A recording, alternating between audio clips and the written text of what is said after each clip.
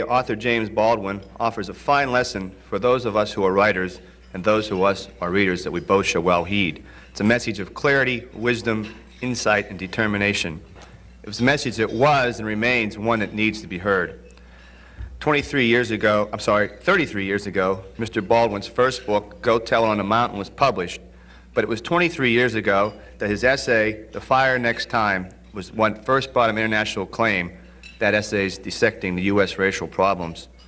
The road from there has been one of a continual climb into deeper respect from his peers and a reaffirmation of that message in essays, plays, and more than a dozen books. There have been times, however, when Mr. Baldwin's message, while on target, has been somewhat controversial. He criticized the American establishment for failing to meet with revolutionary leaders such as Ho Chi Minh, Mao Zedong, and Fidel Castro. He has argued that the myth of white supremacy is crumbling, superiority is crumbling, that warning the television has obliterated recent history and left teenagers with an absence of a feeling of community. He has noted that while the United States was willing to liberate Grenada, it has made no effort to do the same for cities like Detroit or New York. And he has said that the problems of the inner cities, such as drug and alcohol abuse, went unattended until they reached into the white areas of the city. Those are strong words from a man who once said he was too shy to approach Langston Hughes when they both lived in Harlem. Mr. Baldwin said at that time there were two Harlems, a division between the black people who lived on the Hill and himself, who he called a raggy, funky black shoeshine boy. Mr. Baldwin was born in New York City, August 2nd, 1924, the first of 9 children. He's a grandson of a slave and a son of a preacher, and he grew up in Harlem, began speaking the gospel at age 14. After graduation, he held a variety of jobs to support himself and his writing. The writing first started appearing after World War II, publication first in the nation and in such magazines as Harper's, American Mercury, The New Leader, Partisan Review, and Commentary. Those works drew Mr. Baldwin into the New York intelligentsia, but in 1948, feeling frustrated with both the church and America's oppression of blacks, he moved to Paris for 9 years. As was the case for many artists, Paris was an important breath of fresh air to Mr. Baldwin. He wrote that he felt as though he suddenly came out of a dark tunnel and found himself beneath the open sky. Mr. Baldwin now divides his time between homes in New York City and southern France. Please join me in welcoming Mr. James Baldwin to the National Press Club.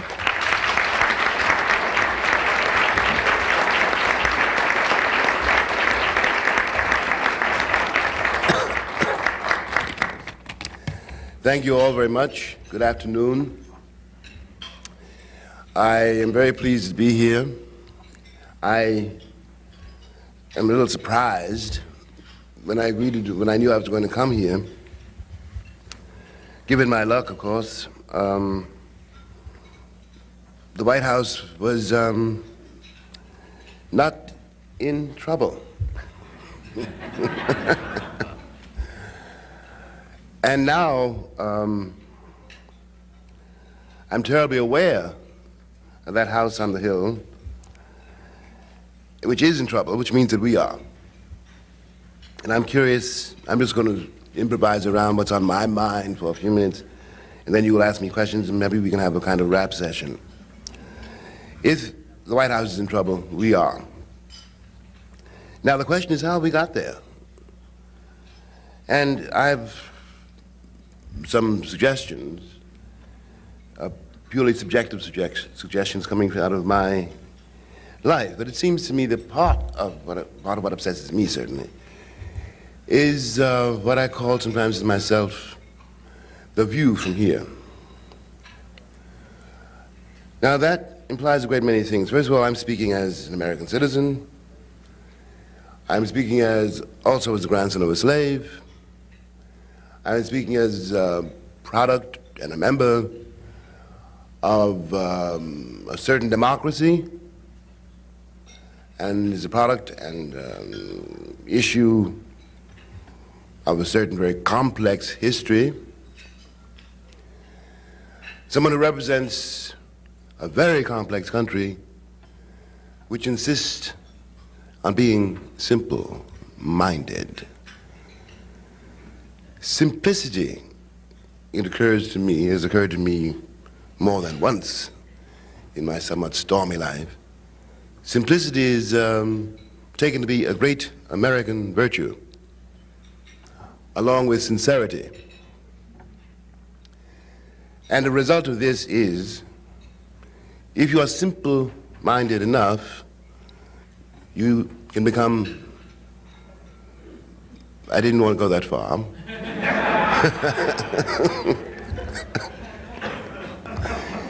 And as long as you're sincere in what you say, you haven't got to know what you're talking about. These are the American virtues. Two of them, anyway.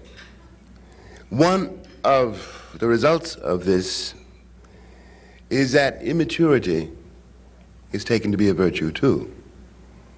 So that someone like, let us say, John Wayne, the late John Wayne,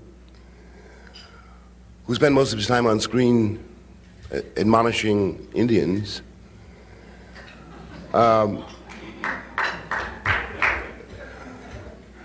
was under no necessity to grow up. In a movie made during the witch hunt era of American life, when Joe McCarthy, kind of illiterate senator, but very sincere man, was finding communists everywhere, somebody made a movie called My Son John, which starred, well, I won't bother to talk about the cast, story of a woman whose son turns out to be a communist defector. And she has to somehow reconcile herself to this and cooperate with the FBI to save her son's soul. Perfectly okay, all right. But she says at one point to her husband, who's an American Legion hero, a model of simplicity. And he understands before anybody else does that his son is really a communist. How does he understand this? Because he is such a virtuous American and is perfectly willing to put his son to death because his son is a communist. All right, I didn't make that movie. You know, it may or may not have made a lot of money, but it represented something in the climate of the times and something very, very profound in the American experience or the American refusal to endure or accept experience. One of the things, it seems to me, that has always contributed to this adoration of innocence, this adoration of immaturity, so that we really do get representing us a post-adolescent who was almost 80 years old. And we think of this as a virtue. One of the things, though, that has always afflicted the American reality and the American vision is this aversion to history. History is not something you read about in a book. History is not even the past. It's the present. Because everybody operates, whether or not we know it, out of assumptions which are produced and produced only by our history. Now, the history of this country is not bloodier than that of other countries, but it's bloody. It is not more criminal than that of other countries, but it's criminal. Or in short, it is not worse than the history of France or England or any country we can name, but it's different. It's different for several reasons. A few weeks ago, I happened to have the TV set on, and I was flicking it aimlessly for a while, and then I started doing it deliberately. And what was I watching? I was watching a series of images, all of them bloody. Guns, all kinds of weapons, corpses, cowboys and Indians, good guys and bad guys. And for a moment it seemed to me that these compulsive set of images, I pretended to myself I was watching a person, a human being, who was very, very, very, very ill and was trapped in these images, could not be released from them, because all of these images come out of the history which we always deny. It is important to recognize that we did steal the land from the people who were here before us. We stole it. And we never honored a single treaty made with that person known as the American Indian. And I repeat, we're not talking about the past, we're talking about the present. We did enslave millions of people for no other reason than because they were black, and we did make a lot of money out of slave labor. Neither is this uncommon. It is a part of human history. But it is one thing to do something and another to deny it. The doctrine of manifest destiny reassured all white Americans that as white people, as the guardians of civilization, they had the right and therefore the duty to exterminate whatever stood in the way of the superior civilization. And as for Sambo, though it can be argued that slavery is a strange road to take in order to civilize someone, that was the argument, so that we can see, if we examine our legends, that very shortly after I was discovered in Africa, where I was the sometimes noble savage, I was, in the twinkling of an eye, after the Middle Passage, I am found on the Metro Goldwyn Mayer backlot, singing and dancing. The noble savage is now transformed into the happy darky. No one quite knows how this happened. We are living with these myths until today. And it corrupts the view from here. Because part of what has happened is in the effort to deny whence we came, we've had to make up a series of myths about it. And myths cannot replace reality. The reason that the Native American is called Indian, for example, is due to a monumental error on the part of adventurer sent out by Queen Isabella of Spain to find a passage to India. Chris got lost.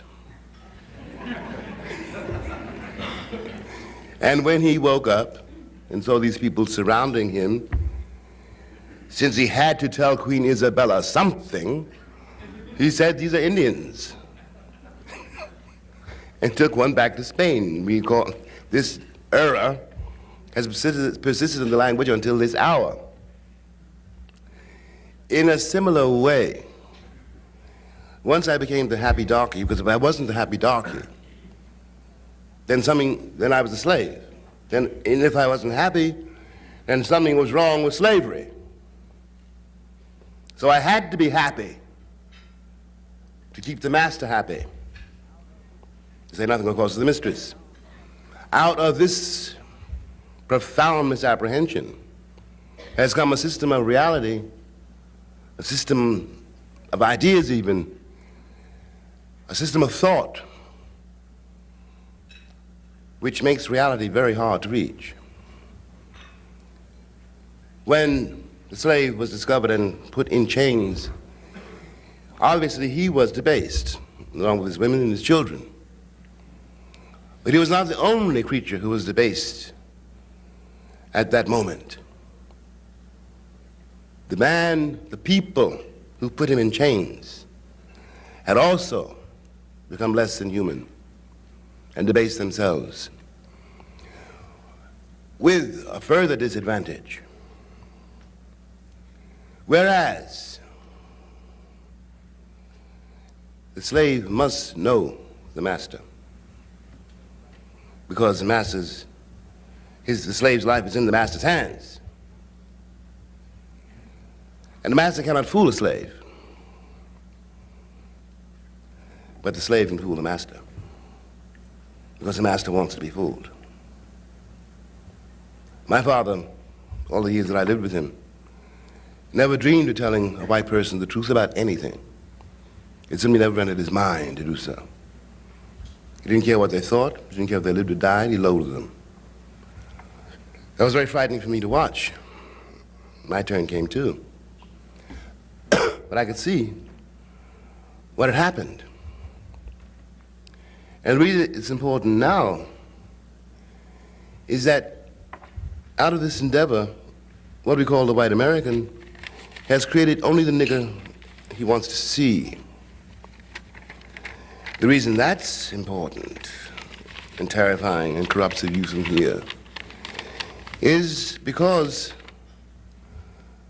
when this same white man looks around the world, he sees only the nigger he wants to see. And that is mortally dangerous for the future of this country, for our present fortunes. The world is full of all kinds of people who live quite beyond the confines of the American imagination and who have nothing whatever to do with the guilt-ridden vision of the world which controls so much of our life and our thinking, and which paralyzes very nearly our moral sense. We are living in a world in which everybody and everything is interdependent. It is not white, this world. It is not black either. The future of this world depends on everyone in this room, and that future depends on to what extent and by what means we liberate ourselves from a vocabulary which now cannot bear the weight of reality. Thank you.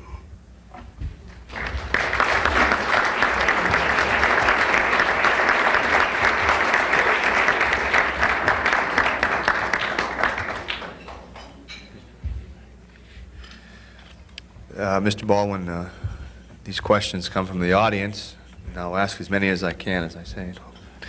And we have a nice wide variety. There is a movement of brilliant young women writers, Toni Morrison, Alice Walker, others. Could you please comment on the influences, including yourself, that have produced this movement? That's by no means an easy question, is it? Partly because I know all those ladies and they're friends of mine. And I'm always a little frightened because I'm afraid to leave somebody out. But anyway, I know them all. I'm not sure I can answer your question. I think, first of all, that the arrival of Toni and Maya and Paul Marshall and Alice Walker, for example, Louise Merriweather, was, in a way, inevitable. It had to come about because of the role that black women have played in this country, and more specifically, the role that black women have played in the lives of all black men. And that has always been a very troubled and even dangerous role because of the position of the black man in this republic, which makes the situation of black women who have got to respect their fathers and find a way to protect their sons and their lovers without emasculating them. It is time that she began to tell something of that story. It is in some senses been condemned. But I think I welcome it as the ventilation, so to speak, of a family quarrel. What they have to say is somewhat terrifying, but true. And as for the influences, I've hardly know where to begin. One had to go back at least as far as W.B. Du Bois. The influences being, in short, that work done by black people, especially black people, to clarify the role of black people here, because most white historians and most white commentators, until today, are so busy justifying it that they can only lie about it. So that Tony and Maya are excavating us all, helping to excavate all of us from a very dangerous myth. Do you feel the problems of Southern Africa are properly framed by our media in the context of the American experience, or should these African issues be examined more closely in their own African context? Well, I think that the American vision of Africa has got to be compulsively defensive. South Africa implicates everyone in this room. It brings into question, or it reveals, the real meaning of the civilizing mission. Because that's how Africa was civilized. But we're watching in Soweto and Johannesburg is the process. No matter how one might want to pretty it up, no matter what Hollywood has told us. The African context in which it should be examined, of course, scarcely exists in the American imagination.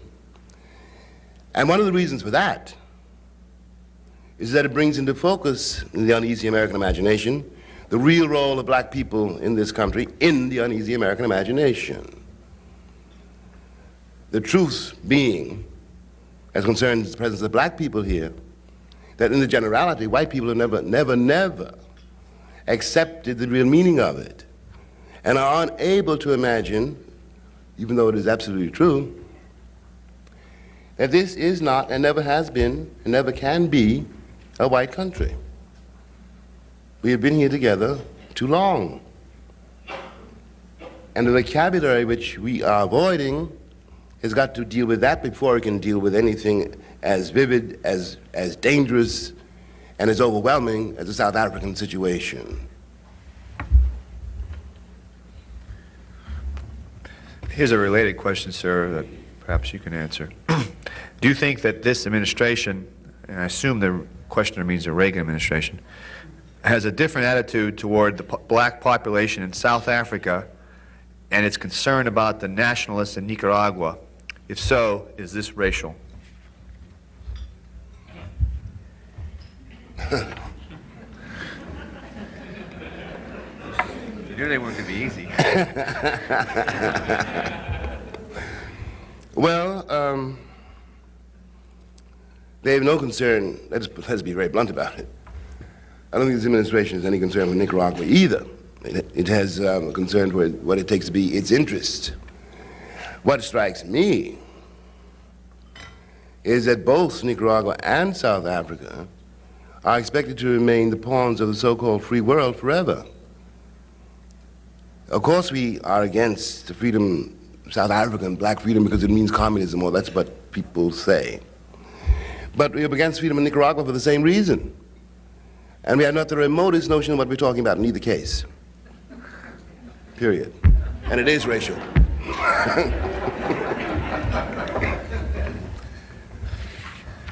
Mr. Baldwin, a questioner wants to know if you've seen the movie She's Gotta Have It.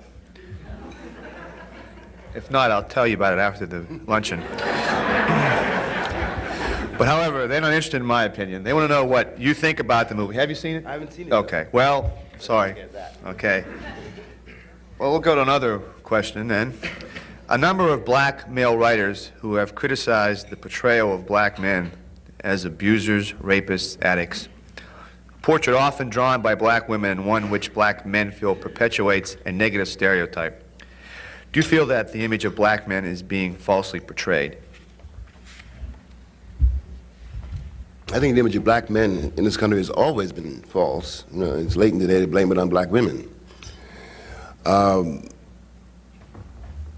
Color Purple is, of course, the most controversial of these books or movies. And the only way I can answer that question is to say that Well, the movie I thought the movie was awful, really. And in the movie I felt that if you're going to give me that particular man, that black man, then you got to tell me more about him. You know, I can quite see, black men that can do all those things, but then there's got to be something wrong with them.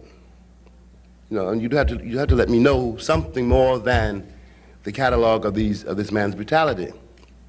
If he were white, then he would be, Paul Newman were playing that cat. You realize he was very, very sick, and he'd have all your sympathy. You'd hope he'd get well. But the black image is very, very different. All you got to do in order to do that is be black. Well, it's an image of black people which is not entirely Alice Walker's fault. That is the way the Republic has seen black people, black men, since they heard of black men. And that has had a terrible effect on black women. And in that context, if the motive is to be liberated from these images by exercising them, really, then amen. Freedom is very difficult to achieve, and the process is very, very awkward. But in order to demolish an image, sometimes you have to hold it up to the light and see what weight it will bear, see where it comes from, see if you can live with it, and if you can't live with it, get rid of it. That answers your question. This one was written, apparently, as you're answering the last one as a follow-up. Could you please go into detail about the role or the comportment of today's American black male? The what? The role. Oh, the role. Mm-hmm. What should be the role?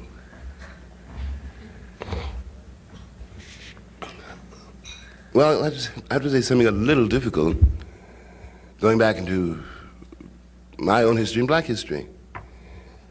What should be the role of the comportment of today's American? One of the difficulties about being a black man in this country has always been the difficulty of being a white man, because it is assumed so profoundly that no one has ever questioned it, I think, that the black man wants to be a white man. White men, as I've observed, are not sure they want to be white. It's got to be exhausting. You'd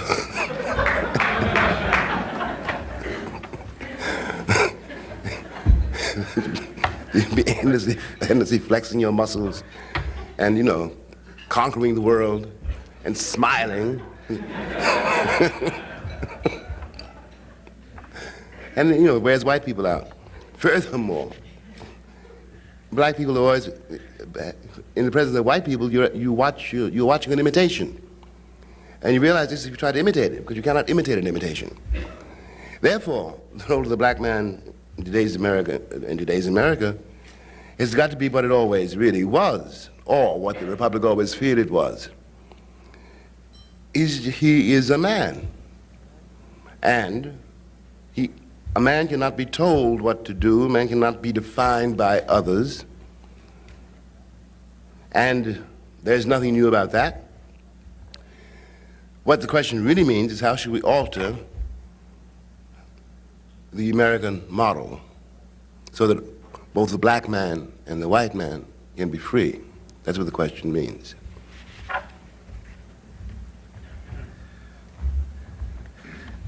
I apologize to the person who wrote this because I'm having trouble reading it, so I'll get through it as well as I can.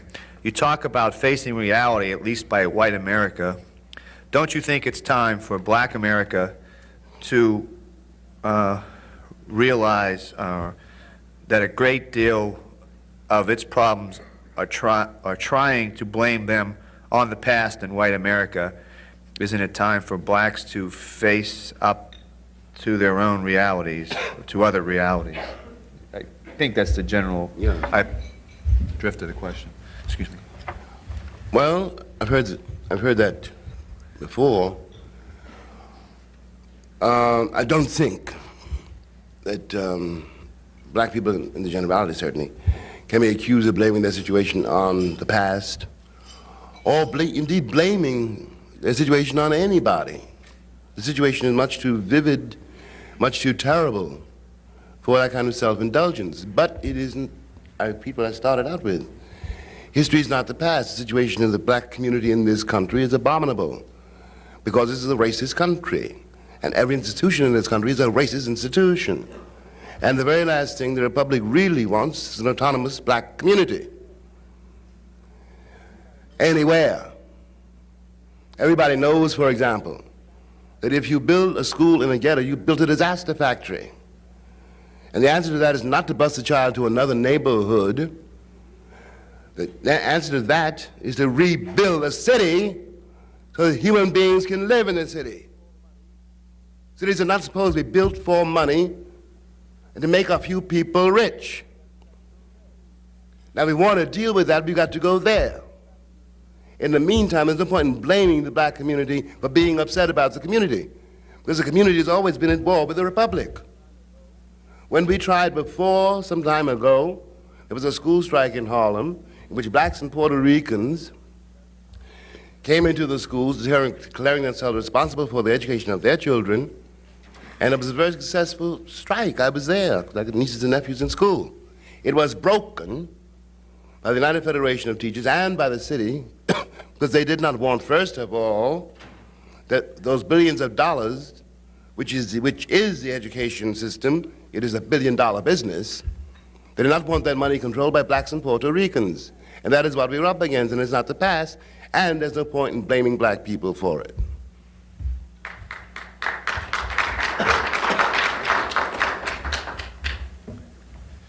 A few questions here that are related on a somewhat different topic.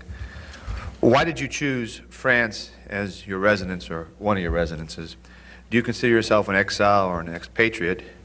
How would you compare the French attitude toward blacks with that of America, or is there as much racism in France as here in the States? I went to France in 1948 when I was quite young. I went there with $40, no French, no one-way ticket. Or in other words, I was getting out of here. I didn't so much go to Paris as leave New York. And the reason I left New York was because I knew that one fine Tuesday, somebody was going to call me nigger just once too often, and somebody was going to die, and I didn't care which one of us it was. So I split. I didn't know what was going to happen to me in Paris, but I knew what was going to happen to me here.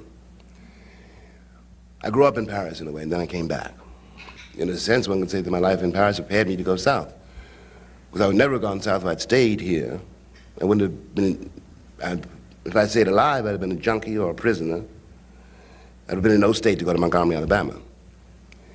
As for, I don't consider myself an expatriate. I don't consider myself an exile. I stayed away long enough to grow up, as I put it, and now I'm a commuter, I suppose. And the doctrine of white supremacy, which is what I mean by racism, comes out of the so-called old world.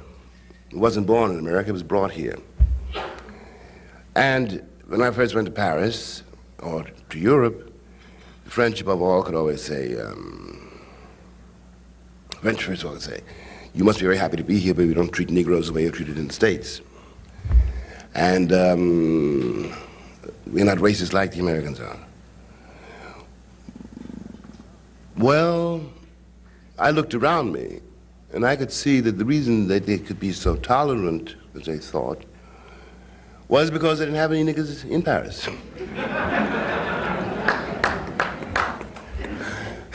They were working for them far away, you know, Senegal, Algeria, and so forth.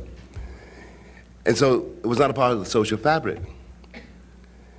And of course it was very good for me in a way, except my mama didn't raise no fools, you know. I realized almost at once that the Algerian was a nigger in Paris. Because I was poor, I was with them, in the same jails with them, the same hotels, sleeping in shifts. Another way we were treated. And in a way, that's what drove me home. because I could see what was happening, beginning to happen in my country was the same thing that was happening in France. And since I was not French, couldn't do anything there, I came home because I didn't want to duck it. Now the doctrine of white supremacy, which seemed to have affected Europe less, the cities of Europe, London, Paris, Belgium, Berlin, it's come back to Europe. And the same thing is going on in the European cities as is going on in the American cities. And for the same reason. How would you compare the artistic and creative climate in France to that in the United States? Well, I guess the fairest thing to say is that the European experience, let's put it that way, is old enough for them to they're not afraid of artists. Now, this doesn't mean they love them or that they respect them. They just know that every once in a while somebody like that is bound to come along, so they tolerate it. And if you live long enough, or if you are safely dead, they build a statue to you. In the meantime, you're on your own. Thanks.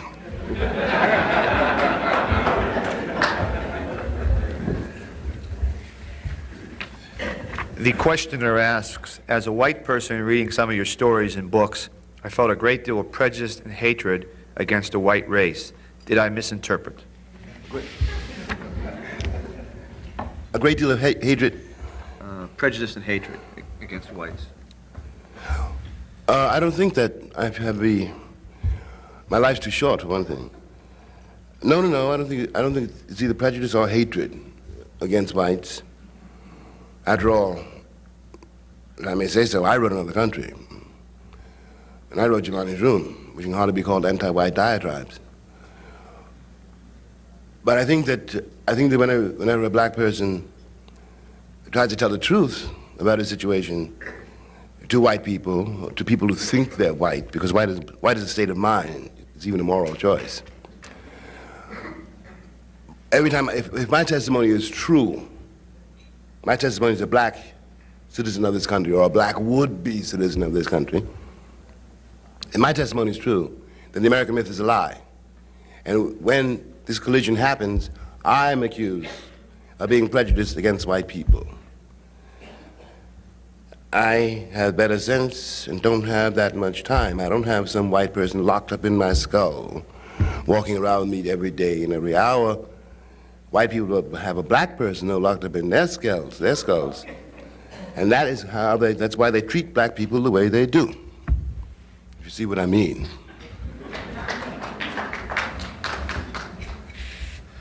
There's several questions here. You can choose which one you want to answer. They generally deal on the same broad topic. How would you assess the state of race relations in America today?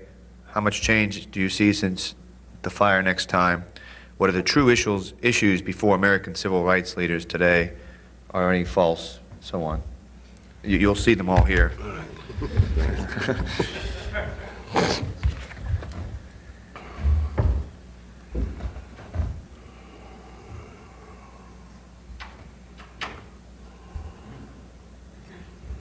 Well, it's a very difficult question to answer, seriously, because it's the question's sincere, but it's posed in such.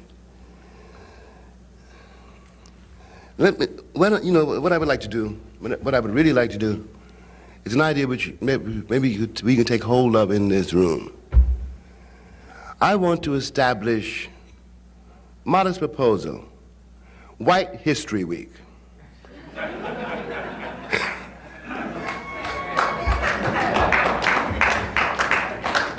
But the answer to these questions is not to be found in me, but in that history which produces these questions. It's late in the day to be talking about race relations. What are you talking about? And if as long as we have race relations, how can they deteriorate or improve?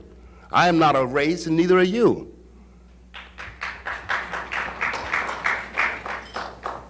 No, we're talking about the life and death of this country. And one of the things, I'm not joking when I talk about White History Week, one of the things which most afflicts this country is that white people don't know who they are, where they come from. And that's why you think I'm a problem. But I am not the problem. Your history is. And as long as you pretend you don't know your history, you're going to be the prisoner of it. And there's no question you're liberating me, because you can't liberate yourselves. We're in this together. And finally, when white people, quote unquote white people, talk about progress in relationship to black people, all they are saying and all they can possibly mean by the word progress is how quickly and how thoroughly I become white. I don't want to become white. I want to grow up, and so should you. Thank you.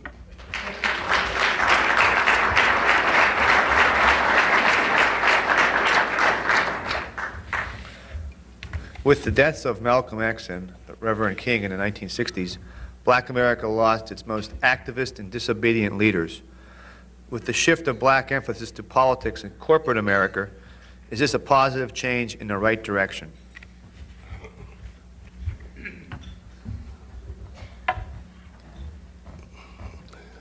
I don't know how to answer that question because I don't quite know what the question means about corporate America. And I don't quite know what connection that has with human freedom or what we call democracy. And a change in the right direction, I think that the future is not nearly as simple as Americans like to think. I'm not convinced that the machine is going to resolve so many problems. I know that we've got to confront, I think, the fact that if we don't share the earth, we're going to blow it up. I think we have to rethink everything we think is true now, because it's not going to be true tomorrow. The question supposes a future which is more or less coherent and which is safe.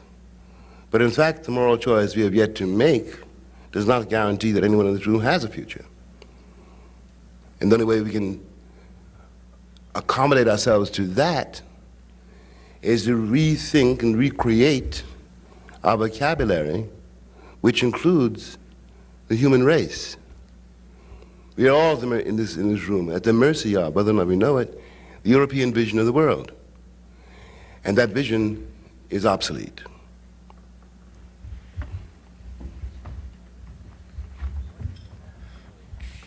What is the proper role of the black politician today in American society? I would think that the proper role of the black politician in American society is to do what some people in fact are doing, which is to resist the definitions, to instruct, and to attempt to liberate the children, who are the most crucial issue, and to have the courage to contest the American reality. It may sound outrageous, for example, but consider this. When I was born, when I was growing up, various people blew themselves up in homemade stills and died drinking bathtub gin because alcohol was illegal and dope was illegal. It did not mean that anybody stopped drinking, not at all. It just meant that various people made tremendous fortunes out of illegal liquor, and various people died out of illegal liquor. A new form of crime was created, and that's all that happened. Now, we want to get to the heart of the dope problem, legalize it.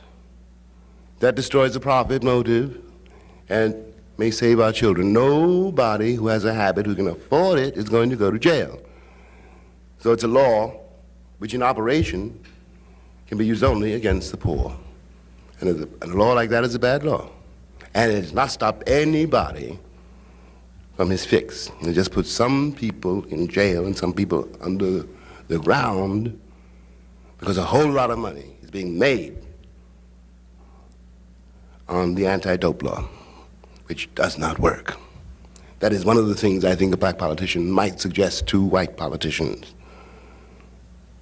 if you see what I mean.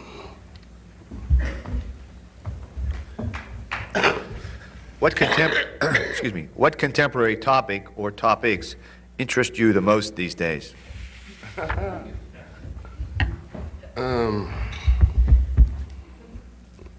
I think I'm really going to be obsessed with the future of the young, because we, the elders, are responsible for that. And I myself, I think, I learn a lot from young people, because young people are unlike people my age. In the generality, I was on the road, really, to find out if it was true what people were telling me, that the youth of America had become hopelessly apathetic and middle-aged and dead. There are a great many things in the people I met, and I've been on the road for a year, but none of those things. The truth, I think, is that their elders have betrayed them by throwing Jaguars at them, and TV sets, and other kind of paraphernalia, instead of trying to teach them, instead of trying to raise them, instead of loving them, and that they've been abandoned to the dream of safety. And children, unlike their elders, are not very easily fooled. That's what fascinates me today. Would you please comment on Soyinka and the Nobel Prize awarded to him in 1986? Was that a political act? Well, on one level, certainly, it's a political act. A concession, perhaps, even. On the other hand, Soyinka deserves it. It's a political gesture. It will not have the effect whoever the Academy might have hoped. But it is a symptom of what has to become. You see, the question is impossible to answer, because the suggestion is that the politics of tomorrow is like the politics of today, and it's not gonna be that way. No one in this room now really knows what a political gesture really means, because no one is able to envision the future it's meant to bring about. If that makes sense to you.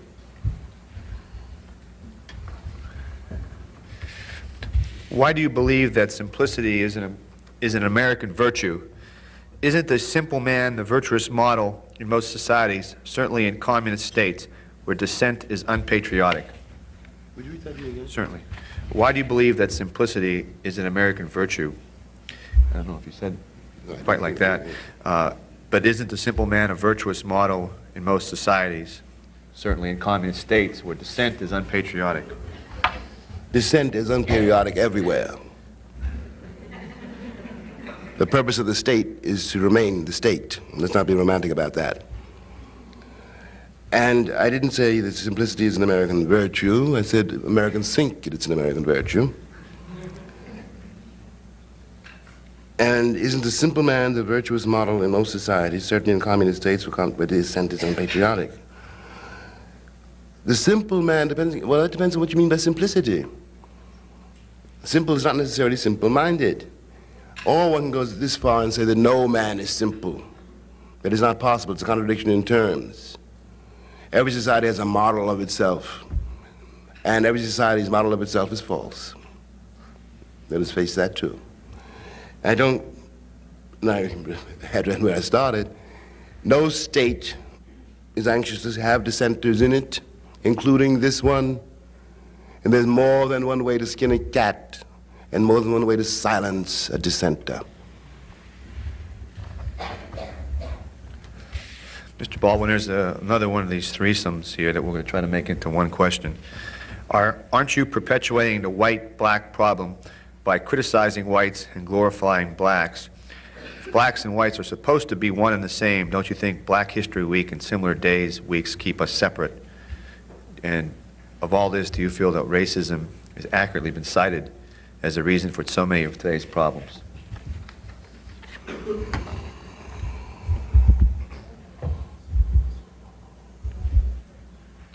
Well, I'll take the middle question first.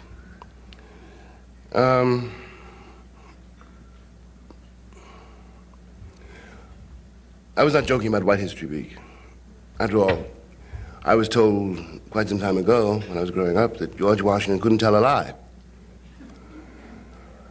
And did or did not chop down the cherry tree, I forget.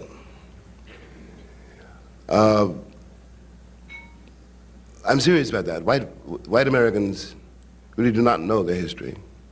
And that's one of the reasons they're in trouble.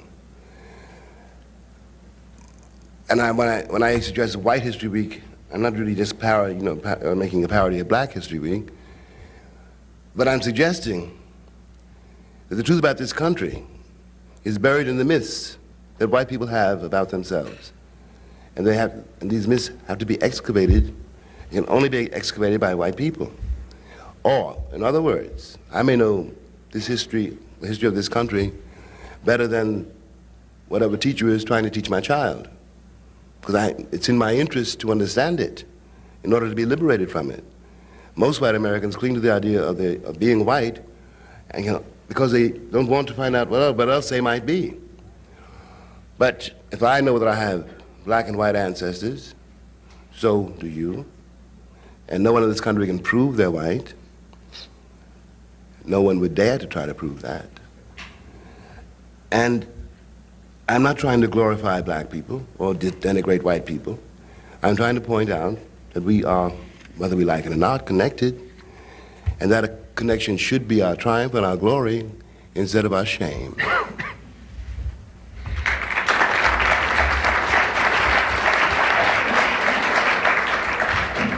Before asking our guest the last question, I would like to present Mr. Baldwin with a certificate of appreciation for appearing at the National Press Club, as well as the National Press Club paperweight.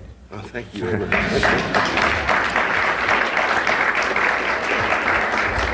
Now, I know we've asked our guests many hard questions today, but some people may think this is the hardest one of them all. Mr. Baldwin, which of your books do you consider the best, and why?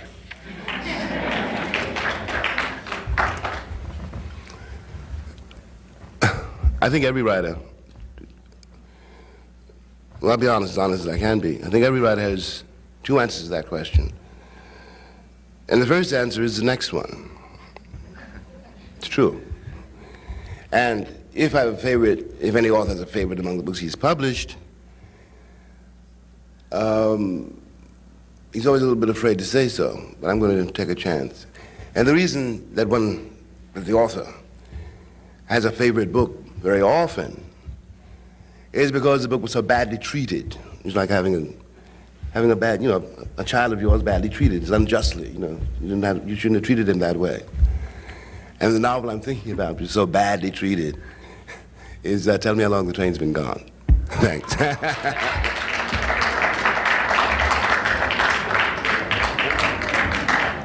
Once again, I'd like to thank our guest, Mr. James Baldwin, for appearing at this National Press Club luncheon. This concludes today's luncheon. Thank you.